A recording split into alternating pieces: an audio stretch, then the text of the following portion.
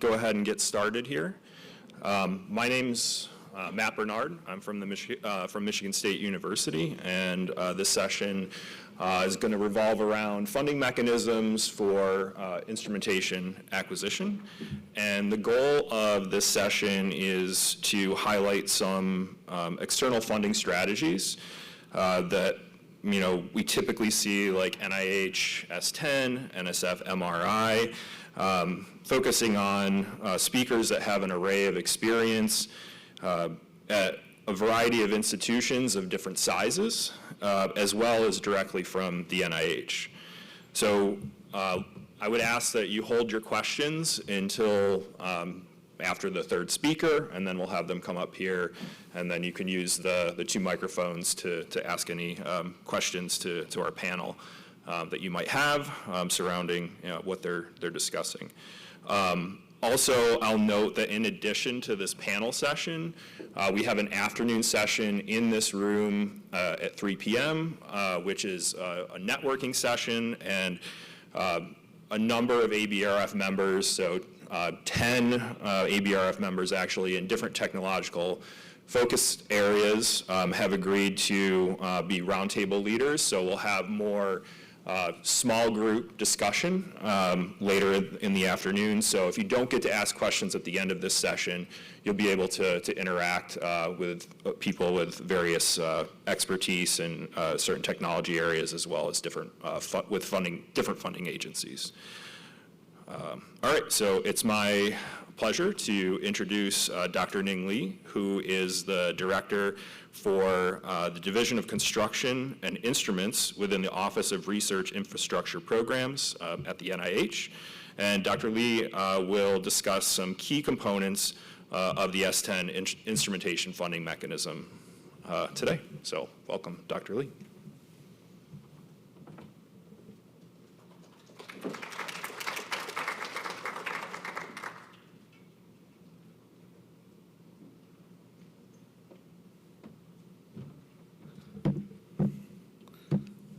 Okay, great. Well, thank you, Matt, for the introduction. Good morning, everyone. Today, as Matt introduced, so I'm going to talk about the S10. This is my favorite program. Basically, I'm going to talk a little bit about the history about the S10 program, and I will show some of the highlights of the program and some of the new development. Additionally, I'll talk a little bit about the additional program. There's other programs that are managed other than the Office of Research Infrastructure Programs, or ORIP. And then tell you a little bit more where you can find additional information from our website. So more than 40 years ago, NIH already recognized the value of the instrument, that their impact to the broad range of research. Now, showing on the upper left corner is the very first PA, standing for Program Announcement, that published in 1979. Dr. Marvin Kaseman, at that time was the at that time called the section chief of NIGMS program, and later on he served as the NIGMS director. And he started this program as, in 1979 as a R1-based program, so only to support grantees that are funded by NIGMS. 3 years later, in 1982, Dr. Marjorie Tingle, at that time she was a program program officer at that time, used a different title, in the NIH Division of Research Resources, DRR. So she saw the opportunity and made lots of programmatic changes and improvement, and started the what's now they know as the Shared Instrumentation Grant Program, the SIG. This started the S10, so that's how the program started. I can give lots of details, but today, I just don't have time. My favorite picture, as you can see, and this is Dr. Susan Weintraub, and I think she's here. Yeah, and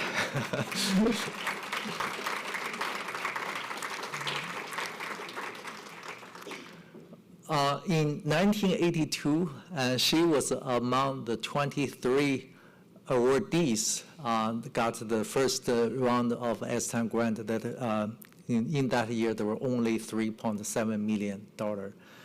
And what is really amazingly, I really love to tell people about this. 40 years after that, and she received her number 9 S10 award. And and also during the process that we interacted with her, we realized that she had made a huge contribution to the program as well as to lots of service to the S10 reviews, and for that we nominated, and she got the NIH Special Award for her contribution to the S10 program and to the peer review of the S10 program. So because of the 40 years of history, so we did lots of homework, and we analyzed some of the data. We come up with some of the facts, and we published the findings into the Journal of the GBT, Journal of Molecular Technology. So over the 40 years, there were 5,600 S10 awards and given to almost all U.S. states. And to this community, I do not need to say, but really S10 is highly relevant to capacity building, research capacity building. And what is people probably do not recognize and want to emphasize here is S10 is also highly valuable, especially if you put some effort and can make this a valid career path, especially for core facility staff. And we probably have not done enough. I think we need to also convince institutions to treat this as a good career path for the people working in the core facilities. The first graph on the left, and this is basically showing the past 40 years, the number of S10 applications, and also the number of awards made. The big spike that was in 2009 and 2010, there was the American Recovery and Reinvestment Act of 2029, or ARA. So that in that time, there were 300 million dedicated to the instrument program. The graph on the right showing two things. Blue bars showing the annual budget. And you can see there's some years there was quite some challenges to the program. But if you see the budget, especially in recent years, has been some recovery, and that's pretty much, well, in addition to the S10 budget from us, we also established some collaboration for co-funding. And as you notice that regardless the challenge years that we had in recent years, the success rate is quite encouraging. Very few programs, NIH programs, has such a broad impact. Now, here I'm showing you the bar chart, which basically shows the data from fiscal year 2018 to 23, that pretty much all the NIH ICs their research grant are supported by S10 supported instruments. And what we call the bubble graph, which is the graph on the upper left, and showing the each state that received the S10 awards well, this is basically a budget, and you can see that the larger the size, then the larger the budget they received. And the U.S. map, different colors represent the number of awards each state received. So except 3 states, those states are Alaska, Wyoming, and South Dakota, all other states received S10 fundings in that 6 years. Now, this is actually a movie. I'm not sure I can play it here without a mouse. But basically, this is a snapshot of fiscal year 2022. And let's see if it can place or not. It doesn't. Okay. Oh, great. It's actually played. So basically, you see that those larger green, blue, and yellow, what I call the balloons, those, each of them represent an S10 award. And you see a string, associated with each of them, there are strings of little beads. And each of the beads represented a NIH-funded research project. In that year, there were about 2,600 of NIH grants that are supported by the S10 instrument. By average, each S10 grant supports 17 NIH research. So remember the slides before that I said this might be a good career path. Now imagine that you be the core facility directors, right? So imagine if all those publications associated with your name, then that could be a good credit to your service to the research community, right? So S10 publication. So the graph on the left showing the all the S10 publications that started from 1982 to basically the number I showed was the last week's number, and yesterday I checked this is already 35,000. Now, the graph in the middle showing the last 20 years, because S10 in its first 20-some years, and we did not request publication to acknowledge S10. So it started, once we started to ask the publication to acknowledge S10, and you see the numbers started to grow. And in recent years, about 200 publications are published each month in recent years, as you can see in the graph. So the graph on the right does need a little bit of understanding. So there I showed the 2 things in one graph.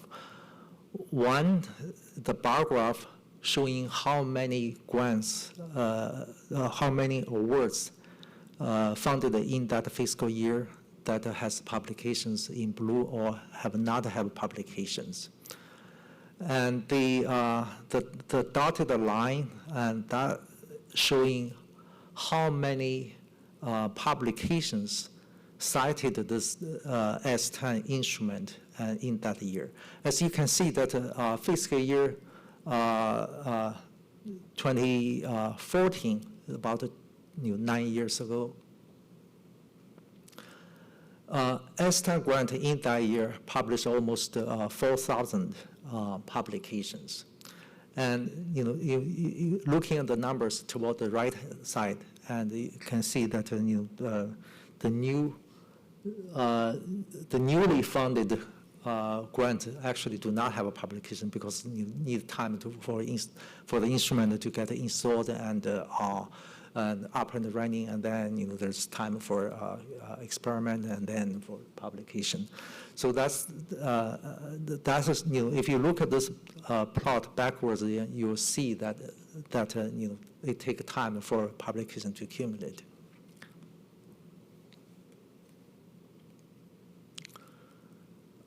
So here I wanted to show a little bit of detail of the program, and S10 program is one of the very few NIH programs that actually has a statutory status. Basically, it's defined by the U.S. public law.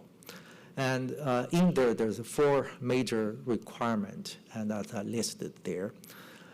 So based on those U.S. codes, and basically those are the requirements, so we come up with a specific program. We basically translated the legal requirement into the program requirement. So basically, S10 just support the purchase of a state-of-the-art, commercially available instrument, and the purpose of it is to enhance research of NIH-funded investigators.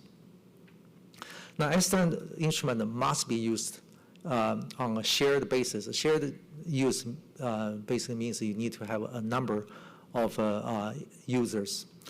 So, as our data indicated, those S10 supported instruments, they supported hundreds and thousands,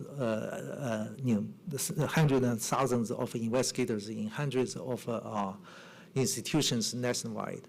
And by insist the shared use, it actually ensured our national research enterprise, their research operation, in both cost effectively and also improve our nation's research competitiveness. S10 award, because it's for purchasing instrument, so it has to be done in a 1-year mechanism. And matching fund are not required. However, institutions do need to provide infrastructure support, such as a space to house the instrument, and the support for personnel, your core directors and your core personnel, and they need to have a certain institutional support for their salaries, and also institutions need to provide service contract and maintenance, and to ensure the instrument operational for at least 5 years or longer. And currently, we have 3 active S10 programs. From price point of view, we have the high-end instrument, which support the budget above $750K and up to $2 million. Mid-range is the shared instrument grant or SIG, and that's support from $50K to $750K. If you read the NO4, it probably not the text cannot be changed, but there's the associated notice. You can see the updated numbers there.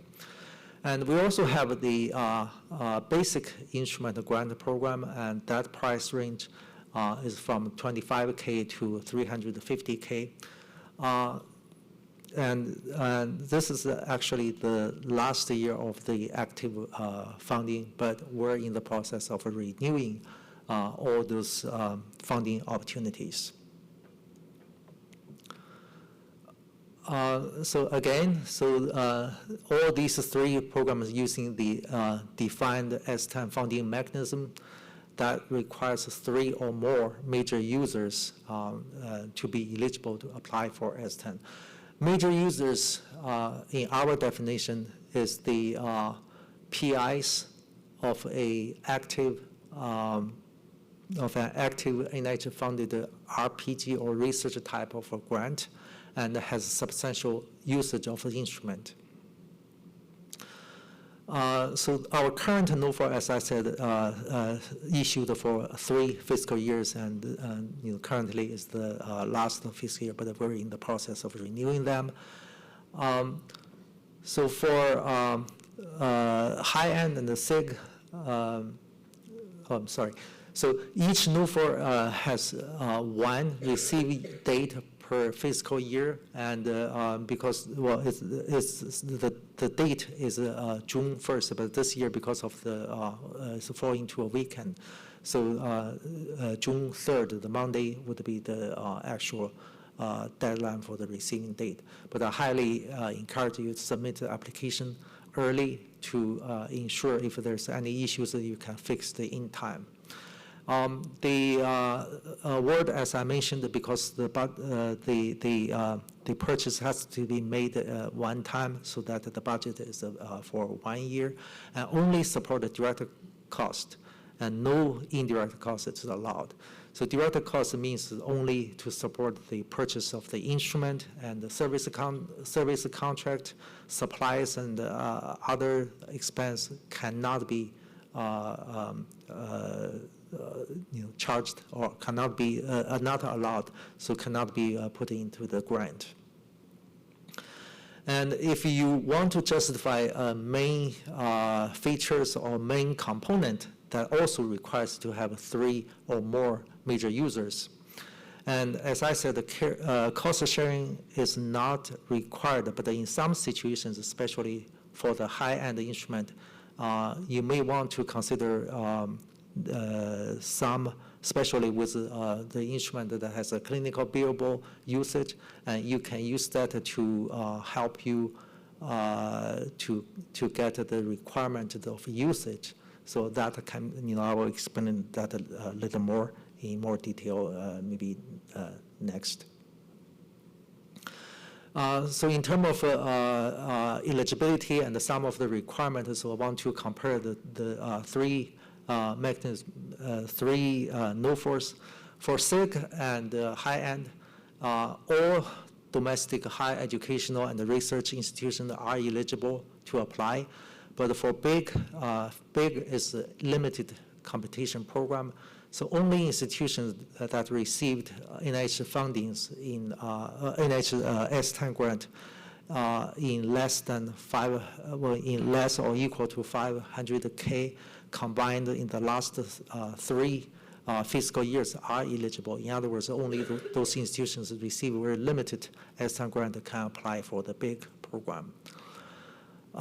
For the SIG and the high-end, each institution can submit multiple applications as long as each application only requests one type of instrument per NOFOR.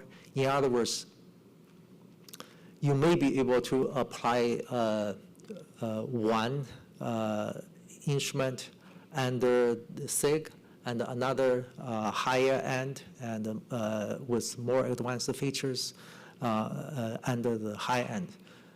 So that's acceptable. For the big, each institution can only apply for one application for each year. For big and high end, you need to have 3 major users. As I said, this major users has to have the RPG type of research grant. Those are the R1 equivalent. And for big, and pretty much any NIH research grant would be eligible. R3s, R21s, R15, those are considered as small research grant, and those are also eligible to qualify as a major user under the bigger program. And there's also usage requirement. For high-end and the SIG, we require major users to use the system capacity or accessible usage time, or AUT, at 35% of level. And for all NIH research project or users, need to use the system at 75% of level. Now remember, I said the special use instrument, and if you have a system that, for example, clinical MR for clinical billable usage, if the clinical work use 50%, then you only need to have those systems to reach half of these percentages that make you easier to justify the funding. So for big, and that requirement is much less. For major users, you only need 25%, and for all usage, it's only 55%. So that's for the institutions that do not have a lots of research activities.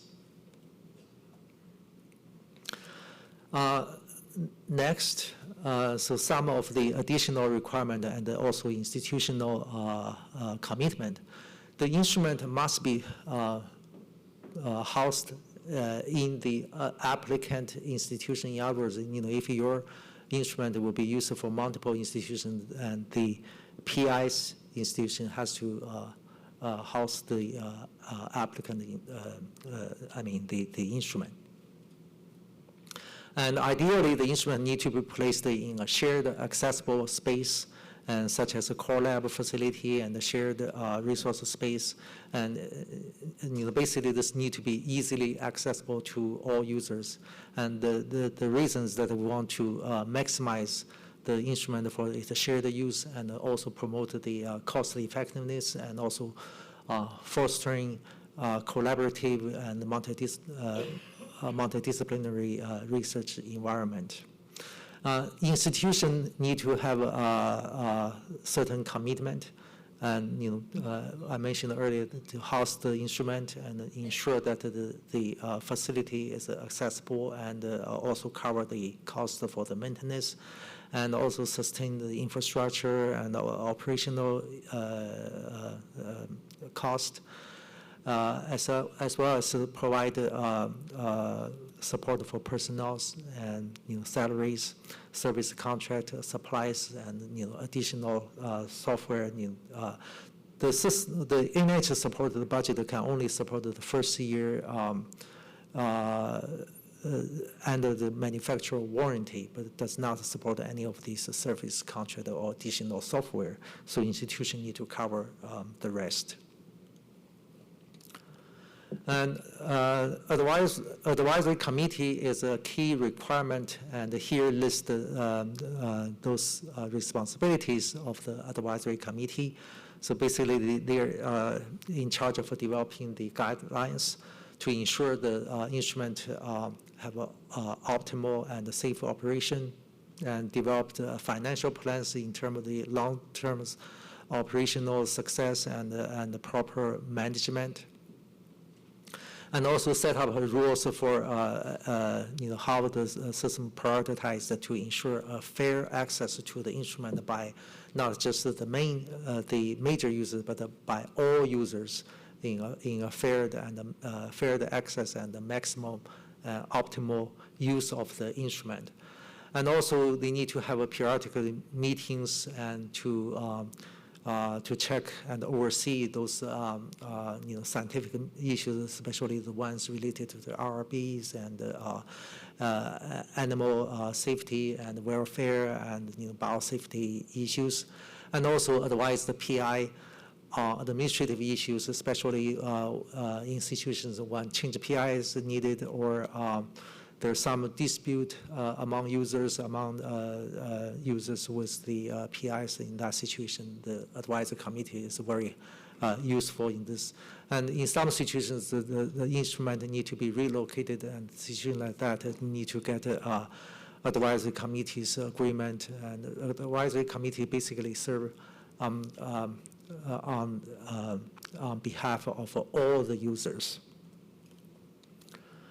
Here are some examples of the instrument, but basically I want to say is that the S-TIME program does not discriminate any research instruments, and so pretty much all data generating scientific instrument, as long as they're state of the art, and we all support. And although S10 is a 1-year budget period, but it does have a 5-year reporting period. So after 1 year from you receive the funds, you need to provide the final research performance progress report, or FRPPR, and that due date would be 120 days after your budget period ends, but early submission is always welcomed. And after that, in each of the following 4 years, each year you need to file an annual usage report, AUR1 to AUR4. And for all S10 reports, because S10 program is so much different from any other research program, so you need to use the S10 reports system. And here's the web page to get your report basically reviewed and approved, and then you can file into the ERA Commons for record. Most importantly, I want you to remember that all publications that benefited from the instrument must acknowledge the S10 grant. And I think you know that, but we need your help to further enforce this policy. And also, this is also especially if you're core facility directors, and this is also to your own benefit. Okay, I'll be quick. Now, we have additional development. This is a tool. It's called iSmart. So basically, it's kind of like iLab, and we want you to use this to save your time and effort for reporting. And the major advantage for this tool is actually it's free, and you can use it for help your operation and system scheduling. And we will have additional educational webinars in the September. We'll have the new PI webinar, and we will each year we'll have a S10 applicants pre-award information webinar. And this year, since we're going to reissue the S10 NOFORS, we're going to have a webinar to educate the potential PIs on all the changes. And in addition to ORIP's program, and NIH also have an additional program, and here I'm listing the resource-limited institutional S10 to support the DEI, diversity, equity, and inclusion. And that is to use to support only the institution that may currently have not much of a research, but this is a way to help them to building their research capacity. Their award amount is $25K to $250K, and the advantage of this program is it actually support up to 5 years of service contract.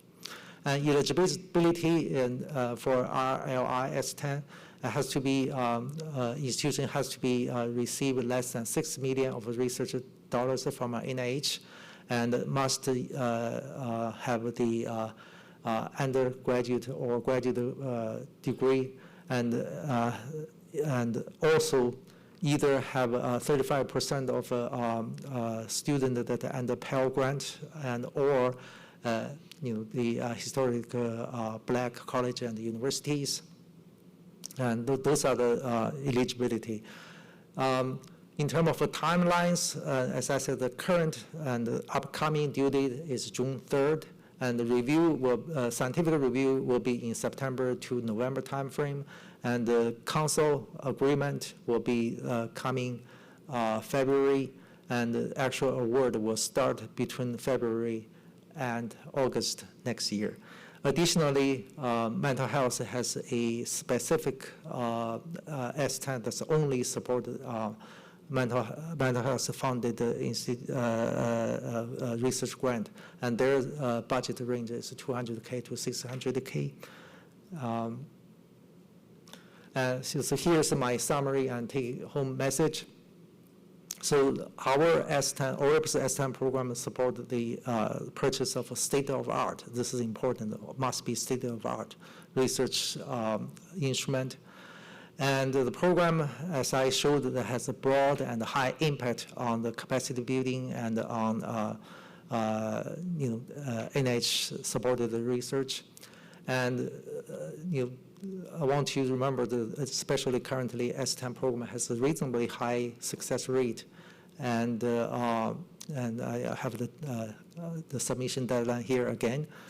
And for RLI institutions, and please consider the specific program, and also remember for all publications resulted from the S10 instrument must acknowledge the S10 grant. And we have additional information on our website, and including the fact sheet and S10 FAQs, and also other information. And if you have questions, either wait till the end of this session or wait till the afternoon roundtable session. Thank you.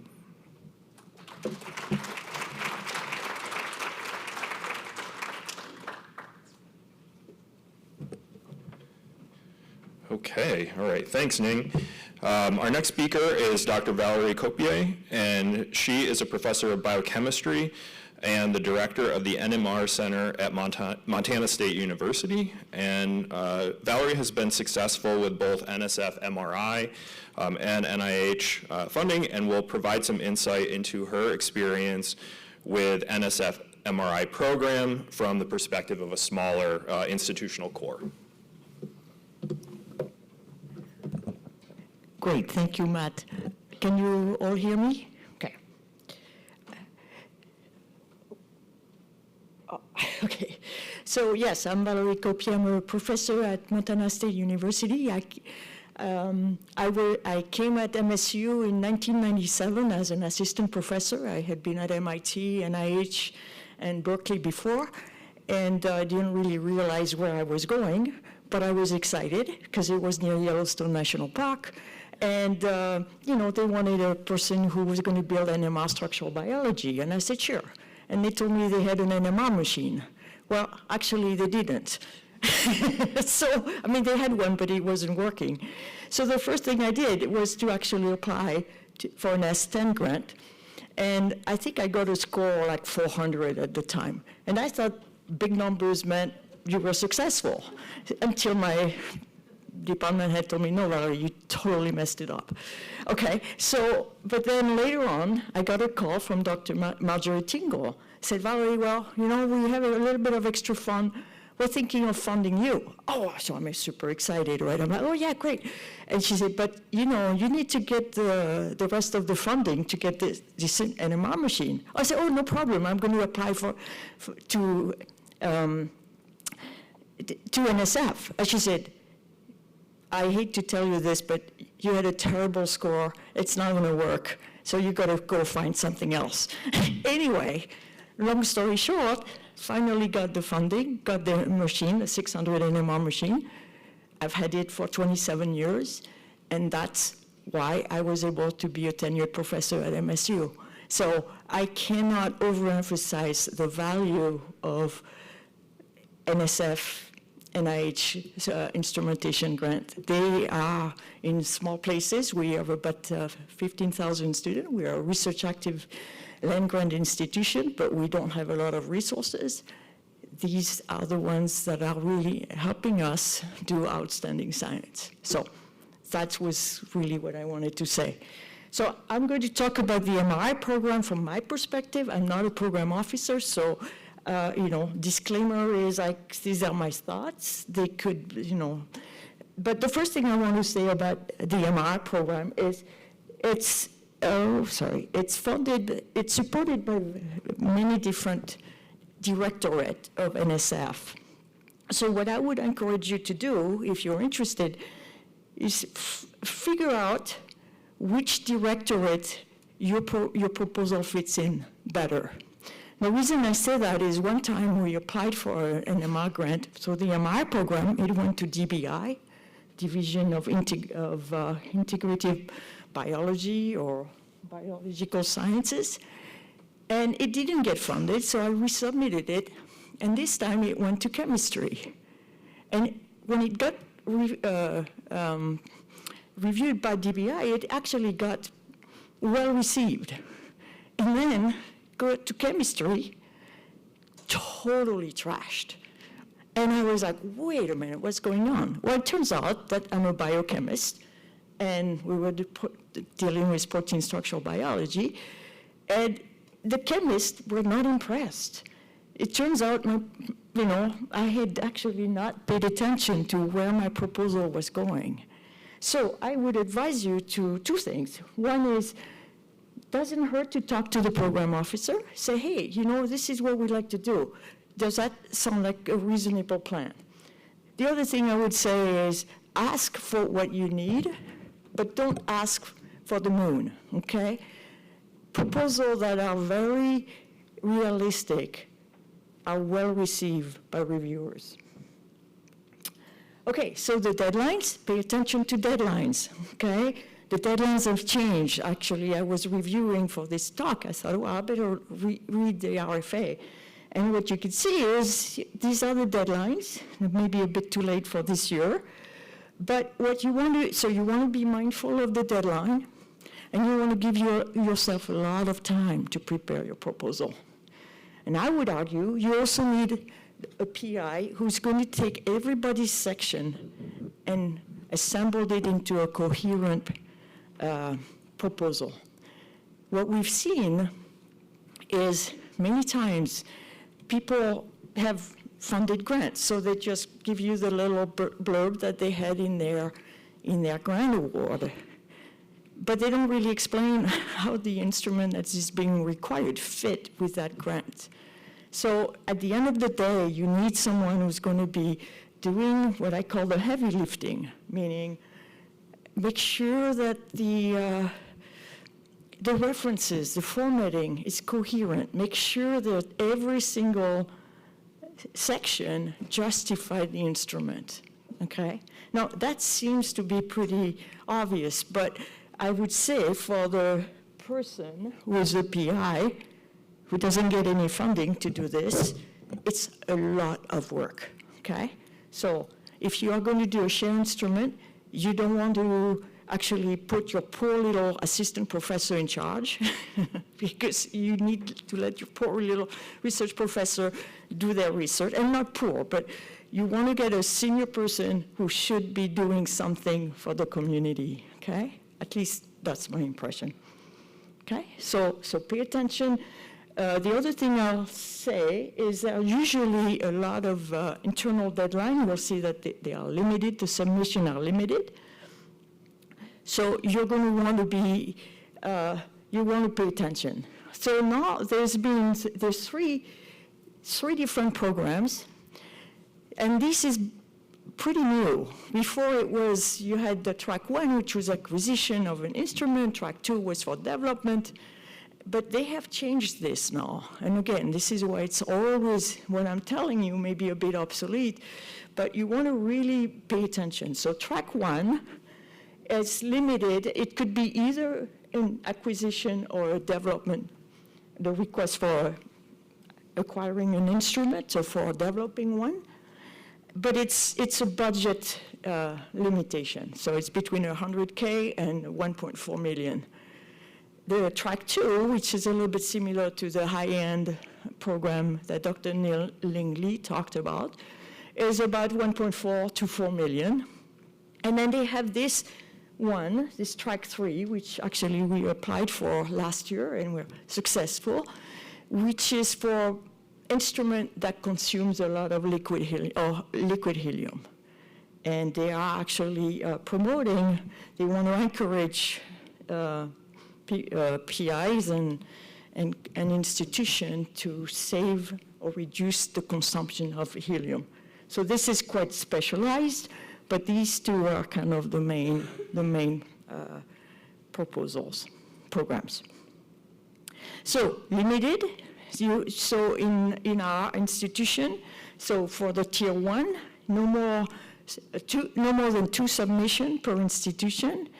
Tier 2 would be just 1, and then the tier 3 is also just 1.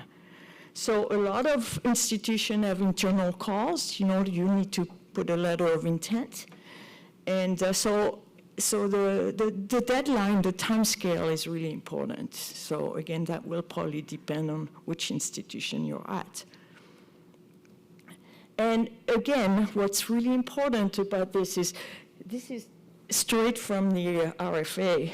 And again, pay attention, okay? Voluntary cost sharing is not permitted.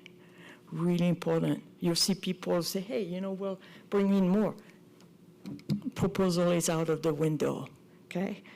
and it's in fine print. So if you are like me getting old, it's really, really important to take the time to read what are the requirements. Okay, so that's kind of my point. Be sure to read the program carefully and realize that at NSF, there are two different principles. I'll talk to you about it a little bit more. One is a merit review principle, and the other one is a broader impact. But also remember, things change, okay? A very important thing for us, for example, for Montana State, is they have thus far, and this is again relatively new, they have waived the cost sharing requirement. Before, 30% of the project cost is to be taken on by non-federal funds. Okay, that's huge for us because our institution, if we want to buy let's say a cryo-EM, multi-million-dollar instrument, 30% of the cost could basically break the deal. So this is a really great opportunity at this time. Okay, they have others. Okay. They've revised it, right? Now you don't have to worry about whether track 1 or track 2 is development or acquisition of an instrument. And again, the new track 3 is it's really specific to reducing helium consumption. Other changes, they have now provided more points of contacts, program officers that you can talk to. And there's also the time windows is different, and they also have some requirements. You need a table, and again, those things are a little bit in the weeds, but it's a lot of details, and you want to be really paying attention. So, as for the NIH, the institution needs to be committed. Okay, we need a certification on the institutional letterhead. We need a letter documenting the institution commitment to ensuring the full operation and maintenance over the expected lifetime of the instrument. So, if you have an NMR machine like a 600, it's a 30 years old instrument, still working. Obviously, we've done some upgrades, but that's a huge commitment. And under broader impact, okay, this is not quite institutional letter, there's going to be a demonstration that the institution is committed to diversity and inclusion. Okay? So lots of details to pay attention to, and it's a responsibility of the PI to make sure that all of those things are put in the proposal. Okay, so both criteria, the intellectual merit and broader impacts, are equally weighted, okay? Now, intellectual merit, we know it's kind of pretty clear to see what that means. Broader impacts gets a little bit fuzzy. We'll have to talk about that later. There are also some programs specific requirements that, and so it's always good in the RFA, in the program description, look at what the reviewers are asked to review and what are the criteria they will use to review your proposal, okay? So some of them are going to be what I call the generic. Oh, sorry. Sorry, Matt. I'm looking at this. Anyway. And, but these two are really important, and we'll talk about that more in a minute, okay? Be sure to read the fine print and make sure you have all the items and the information. Help the reviewer. I have been on both ends, on the grant review side and on the applicant side. Sometimes you are asked to review 10 to 12 grants, okay? So really just gives header, say, hey, this is broader impact, this is, because reviewer fatigue, exhaustion, I would say is more than fatigue, is real. And the people who are reviewing, I have been very impressed. People want, they pay attention. They try to be as generous as they can. So if you can make it easier for them to read your proposal, to really understand what are the important points, following the format of what is requested is also very helpful. Okay. So both criteria are equally weighted during the review process. Intellectual merit, and again, I took this straight from the NSF program announcement. It's the potential to advance knowledge. Again, here it's going to be a little different, right? Because we're talking about instrument. And the broader impact is to the benefit to society, contribute to the achievement of specific and desired outcome. But as I said, this is a little different for the MRI. And maybe this afternoon session, we can talk about this a little bit more. But again, here are the guidelines. What's the potential of the proposed activity? Here we're talking about an instrument. What is the potential of that instrument to really enhance the research? How much is this research going to have a broader impact? So it could be students' education, outreach, and so on. So those things are also quite important. Another one will be, well, and again, this is a little different. If you're acquiring an instrument, you'll say, well, I don't know how original, creative, or transformative it is, but the research might be. Okay? So this is another things that the reviewer will be evaluating.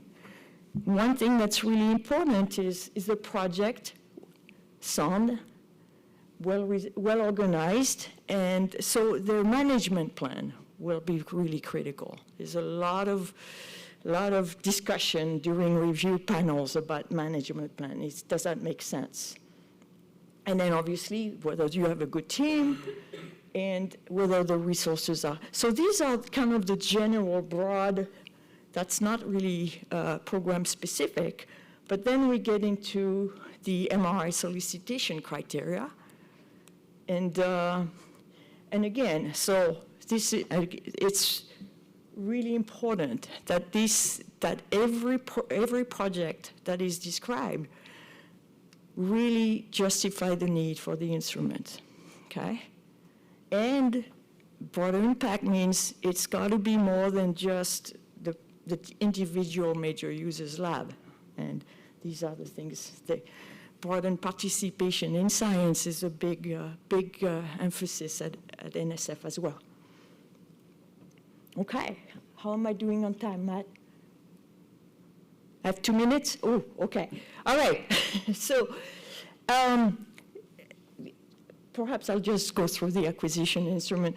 The extent to which the instrument is used as a multi-user, what's interesting about it is they don't ask you, the users don't have to have NSF funding. I mean, some of them will, but it's important to demonstrate that the research is important. So let's say someone has funding from the DOE, someone has funding from the NIH, someone has funding from the NSF. Okay, so it really is just to demonstrate that the research is exciting and it's going to be, the instrument's going to be used, shared use. The management plan, really important, okay? The organization commitment, so this is your institution. Remember, the submissions are limited. So you got to talk to, well, in our case would be our vice president of research, and make sure that they're on board. This was kind of tricky for us when we used to have the cost-sharing requirement because funding was limited. And again, the research, so if you have funding, you can say, well, they are not going to review the actual research, right? Because they say, well, you had now one funded, so other people have reviewed your grant. But what's really important here is that you make a compelling argument for why you need the specific instrument, okay? And then again, a budget, really important, not to be realistic, but not to go overboard.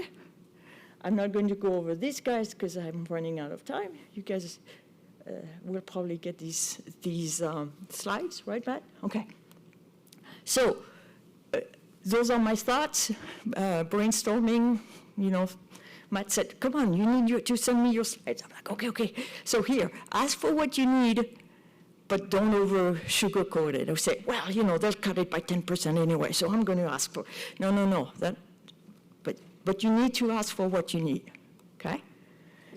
Get a good team, really important. The PI is going to be doing the heavy lifting of a lot of things that are not always intellectually challenging, but you need to be organized, okay? And make sure that person needs to work with the team to make sure that every section strengthens the justification of needs, okay? Do not cut and paste from other grant proposal. It's so obvious and it's so frustrating. Okay, and the management plan. Develop a cohesive, detailed, sustainable management plan. Pay attention to all the documents. Sometimes there is a table, NSF for example, for the MRI Tier 3, you know, you're asking for a helium recovery system, but remember, in this case, they wanted a 3-year time period because they want to see how well you're going to be using this helium recovery system. So really important and there is a budget table that you have to put that in, you know, in over 3 years. So really important to make sure you realize what's asked. Okay? And then strong institutional commitment, really essential. And be diligent. As I said, as a reviewer, I get so frustrated when things are sloppy. And so it takes time. You know, don't just put a proposal in at the last minute. It just won't work, okay? And then help with the workflow. And then at the end, if you can, get a red team, get a bunch of people from your institution to review this and to give you as many harsh criticism as possible. Lastly, my comment is don't take criticism personally. The harsh ones are usually the most useful. Sometime, and you will always get some, I don't know, out of the field comment about something, just ignore it. Say, I have no idea why this person, maybe there wasn't enough coffee at the review panel or something. So don't worry about this, okay? And I think that's it.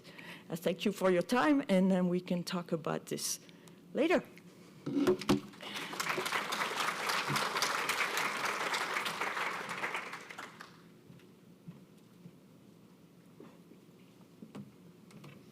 Okay, thank you, Valerie.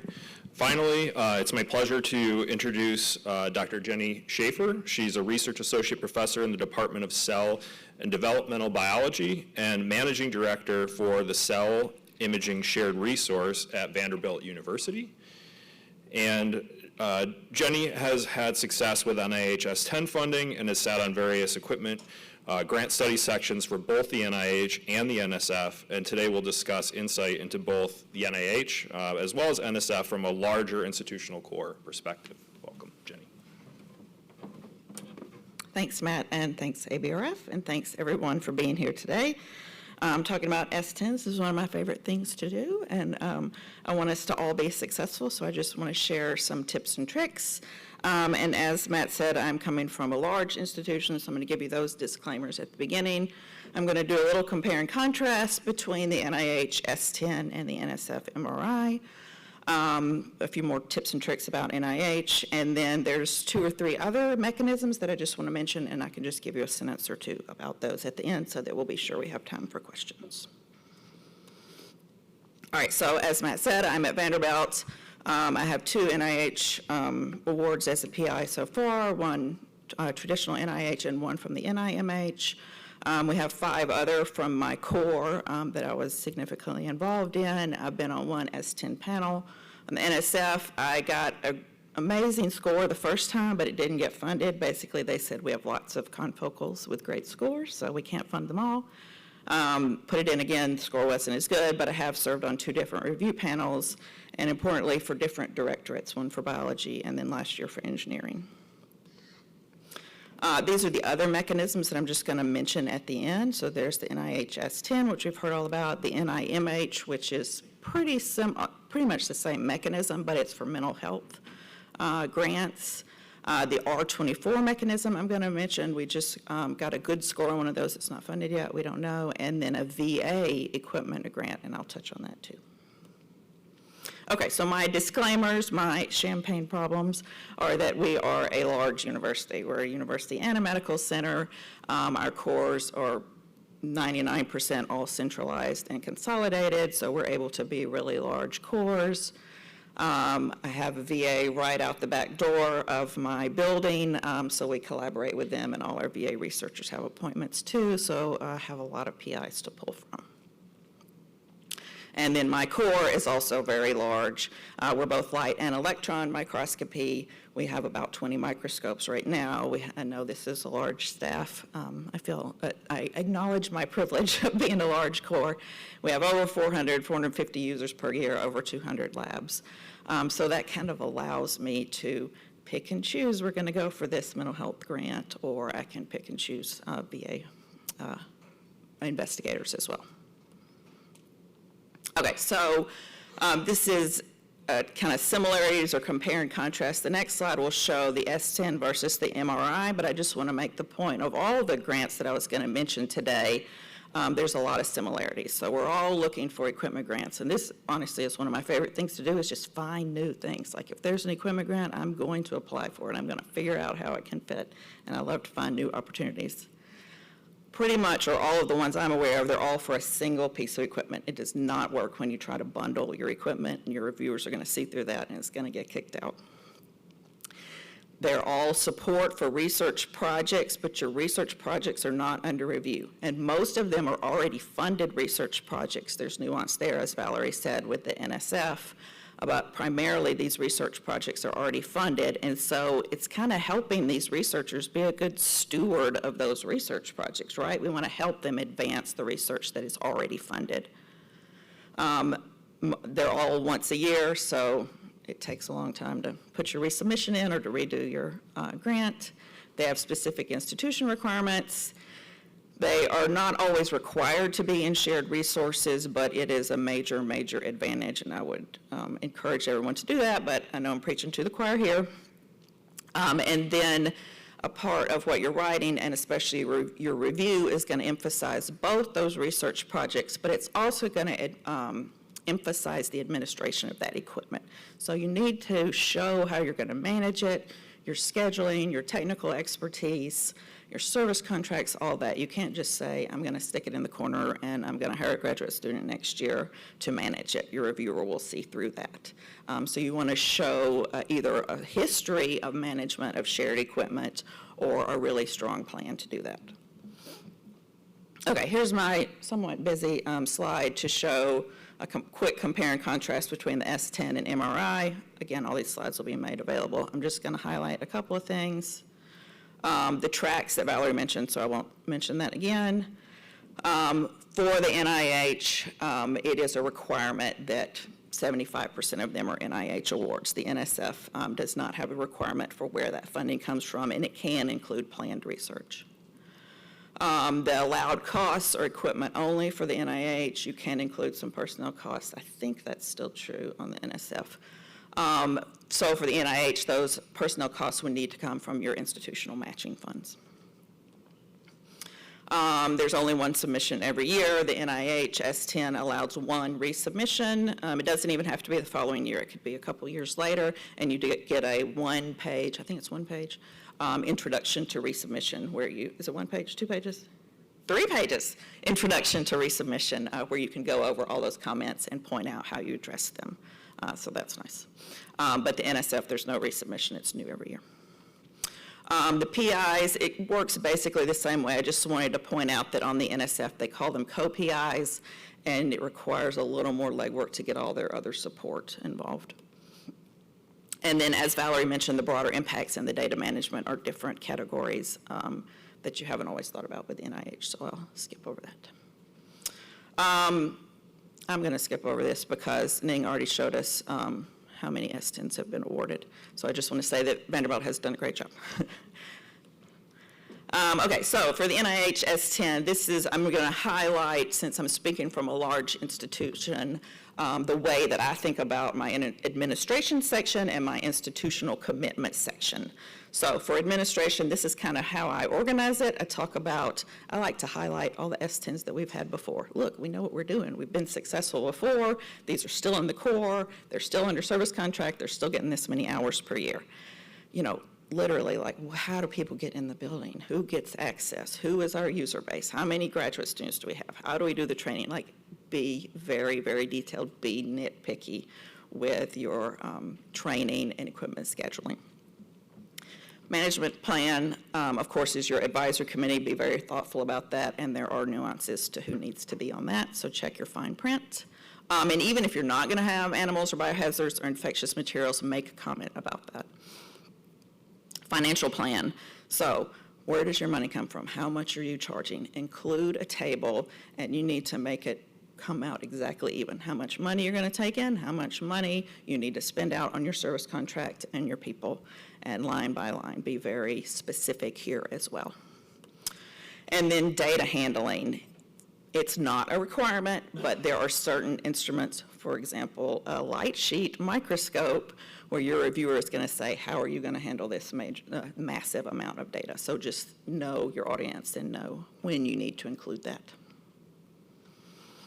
Okay, institutional commitment. Again, I'm just going to say I'm very thankful for Vanderbilt because they are very supportive of our S10s and always provide us monetary commitments. So when you're writing this section, show me the money. Where is the money coming from for your service contract? If your institution is giving you X number of dollars for, you're asking for a $600,000 microscope, how much money are they giving you? Tell them over and over again and make sure it's in your letter of support. Tell them how your institution provides you space. Give them a map of where you're going to put your instrument. Are they giving you new space? That's an institutional commitment as well. If they're committing to giving you a new room or to building out a room, if they're doing a renovation, put a dollar sign on that. That's institutional commitment. And then all of this should be in your letter of support that is required from your VBR or dean, however that works at your institution. Okay, a couple of comments from being on study section. These are the same parts that you're going to write, but I want to point out how you would think about them as a reviewer. I want a new confocal and I want a new super res microscope, but I need to show that the PIs need it. And the best way, my understanding that was taught to me a long time ago, and I always try to include, is look at the already funded research projects. What is it they can't do? Or what is going to advance their research, and how is this instrument going to do that for them? So the best example is, we got a FibSim a couple years ago. We've got a new professor. We didn't have a FibSim, so he is sending his samples. We're at Vanderbilt in Nashville, Tennessee. He's sending his samples back to his institution where he came from in California. We need one at Vanderbilt. Technical expertise. So I just want to say here, this is, of course, people that know that technology, your light sheet or your FibSim or whatever, but that is also your administrative technical experts. So who is managing your facility? Who understands the budget? Do you have people that help you with your budget and your finances and your accounting? Like, make sure that they know that you have shared resource administration. And hopefully all of us in this room do, because that's why we're at this awesome meeting. Research projects, I'm just going to harken back to what Valerie said, that make sure you make them all look the same. Make sure you kind of organize them the same way, have the same headings so that they're easy to read through. Administration, we've already touched on.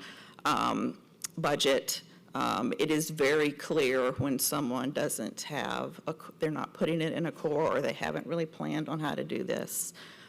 So just be very cognizant of that. And then your institutional commitment, like I said, it is clear.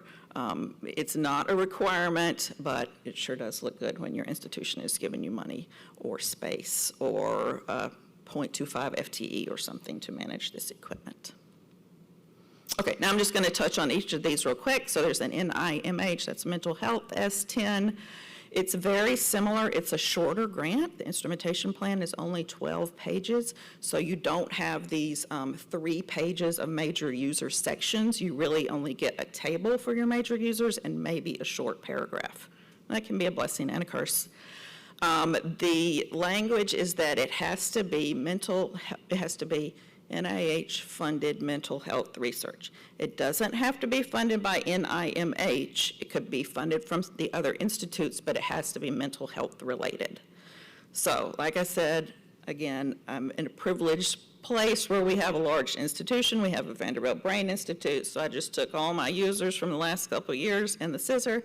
I took all the people that have NIMH funding, did a little cross-check and see what I could come up with, and then asked them what they needed.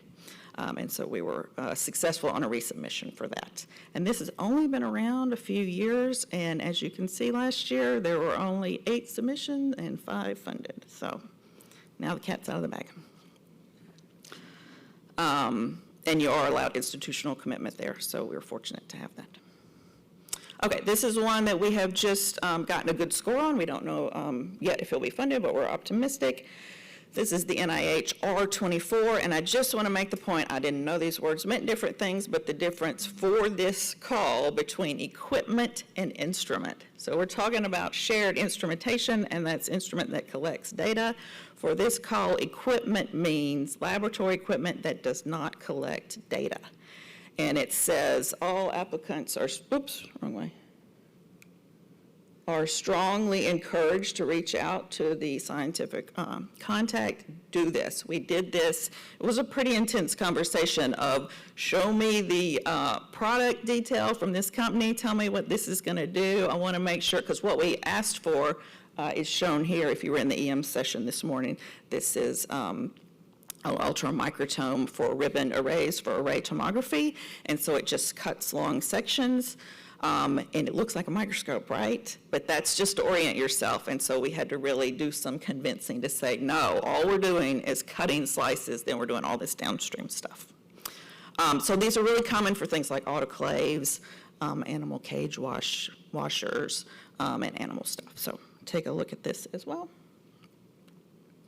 And then a VA grant. First of all, I'm noting that apparently they're not doing it this year. But my understanding is the history of this VA sheep, and there's the sheep and there's the lamb, which is for animal equipment. And that's shared, what does it stand for? Shared Equipment Evaluation Program. Is that it kind of, it's based on the S10, and I think historically it came after the S10, I'm not sure. You've got to have people at the VA, you have to have a PI who is a VA investigator, so as a core administrator, I would encourage you to find someone and ghostwrite it with them. You know, find a buddy at the VA is basically the short story here.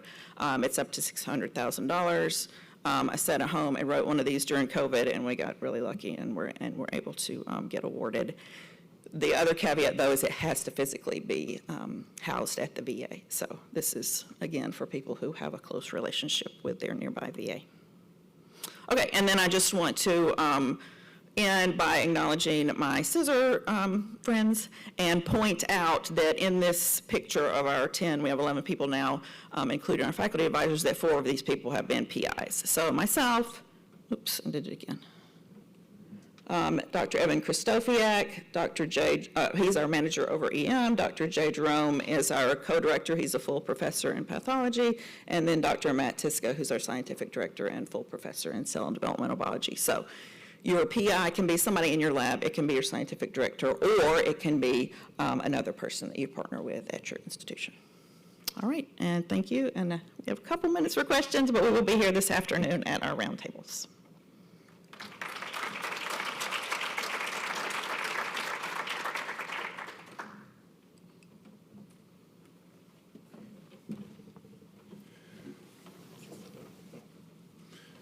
Go ahead. Hi, Matt DeVries, City of Hope. My question is, so you've acquired an instrument, be it through S10 or MRI or philanthropic gift, car wash, bake sale, however you get it.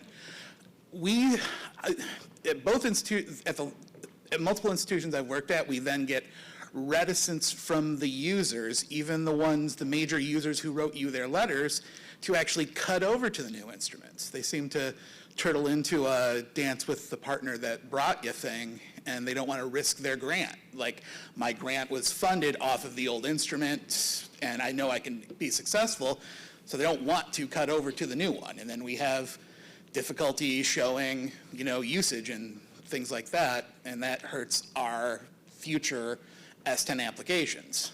Is there a strategy for getting people to use the thing once you have it? I don't have an immediate answer for that. I will just say, I feel your pain in that, especially, as you can see, this takes years, right? You're going to work on this for 6 months to a year. You're going to wait 6 months to a year for the review and the funding. You're going to wait 6 months to a year to get your instrument on campus. So it can be years, and it is hard to do that. I guess we're kind of going through that right now with our most recent. I just promote, try to have a technical expert that's going to do it with them the first few times and show them what they can get. And as I'm sure you all do, we work on the crack model, which you give it to them once, then they'll come back for more later. Hi. So I think a lot of us who are not at major institutions, one of the psychological challenges we have is the number of users. Like, we know the limits for the NIH and the NSF MRI, but we also feel like we only have 5. Is that, at the review stage, how is that actually taken into account with respect to like the size of your institution in the application? Is that readily discussed? I'm going to ask Ning to come help with this question too, but I think, that's only a minimum of 3, right? And so you should not, I haven't seen that you're penalized if you have 3 or 10. Great. And that's if they're strong. And that's what I wanted to hear, because Yeah. psychologically, I just, it's nice to see you with 300 users, but if you have 3 or 4. Well, and it's better to have 3. That's what I did with my NIMH. I had too many that weren't really that focused, and so I cut some out for the second year and made them be appropriate. Never been a problem. Okay. They actually know the size of the school, and Great. as long as the science is good and it's a real need, people will support it. Perfect. Here you go. So I think we're actually over on time.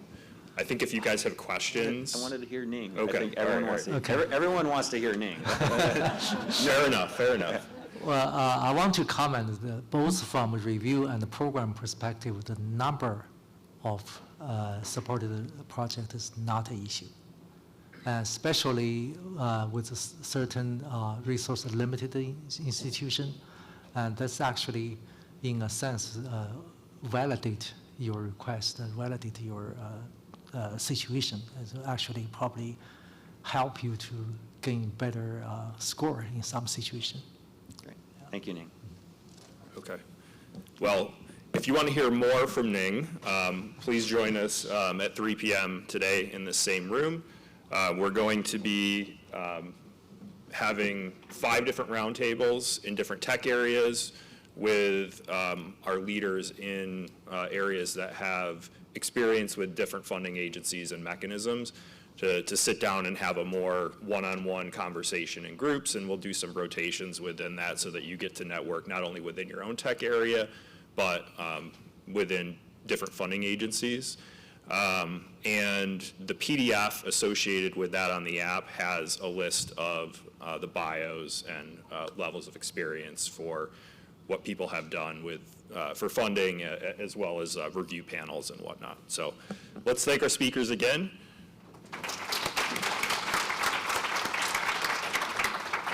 And thank you all for coming. Appreciate it.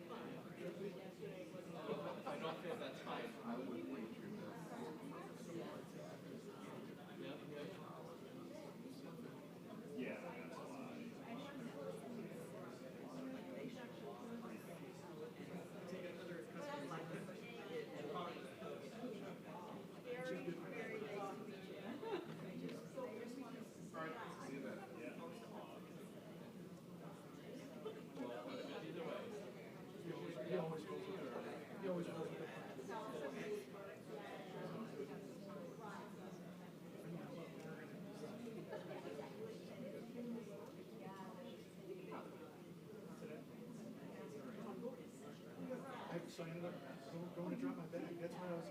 That's why I would have been here at like 20 after 10. I was like, what he told me, or what he told me was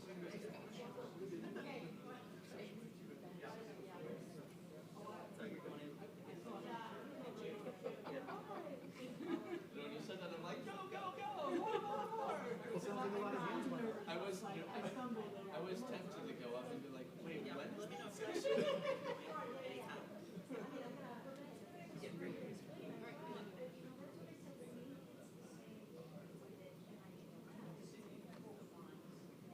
So like, I think that's part of what we're talking about. It's not the whole shift to like being able to speak all of this. Everything else does. Did you get any good experience?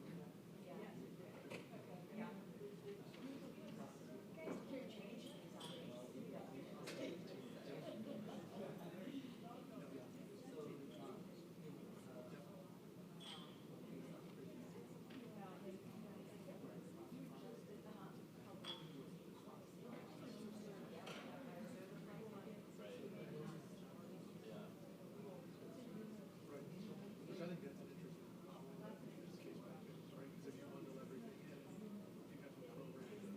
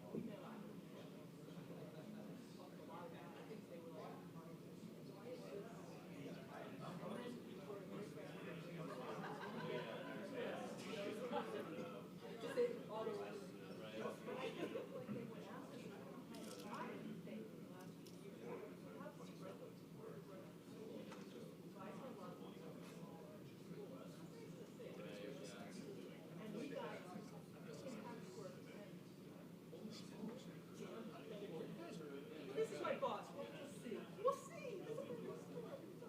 But it's a percentile.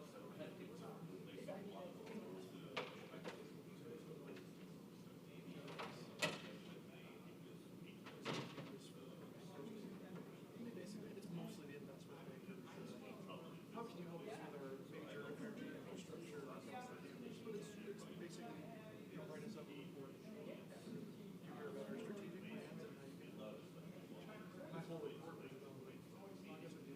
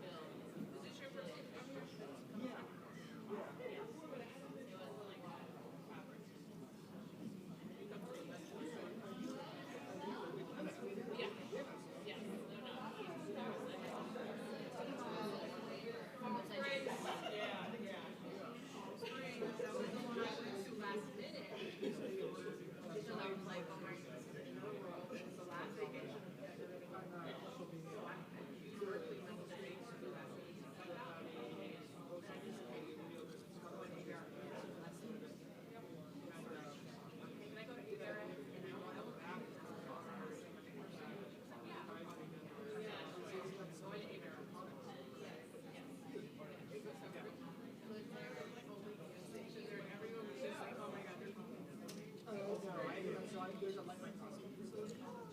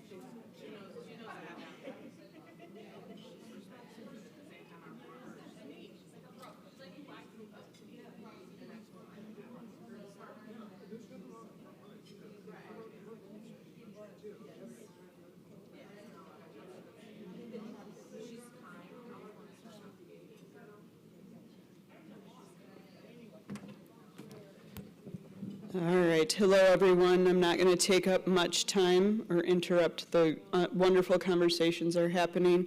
I just wanted to say hello and thank you for joining us. There's no plan for today other than eating lunch. And I was going to make some slides and just have them roll like what the DEIB Council has done. But I'm Mary Wynn. I'm the co-chair of the Diversity, Equity, Inclusion, and Belonging Council for ABRF, along with Tanya Mesa. Raise your hand back there. Other members of the council that are here are Todd, and and Sarah is our executive board representative, liaison. We've got somebody interested in joining. That's the main thing I was going to say is if you're interested in joining the DEIB Council, please let us know. We're always looking for new members and for new people to lead that. Feather is actually a past member of the DEI Council. So yeah, enjoy your conversations. If you've got ideas for what we can do next year at the ABRF annual meeting, please let us know. One of the things that we're doing next is the DEIB Council is a leadership training. So for any of you who are in leadership positions within ABRF, you should have gotten an invitation to a code of conduct training so that people can learn more about the details of our code of conduct and how to apply that code of conduct and make sure that that is being leveraged. We know that people might have negative experiences within the organization, but they don't know how to follow through on some of those. So anyway, thank you for joining us. Enjoy your food. We know that this conflicts with the therapy dogs. So the therapy dogs are here on this same floor until 2. So please, we will not be offended if you leave and go enjoy the therapy dogs. So thank you so much and enjoy your lunch.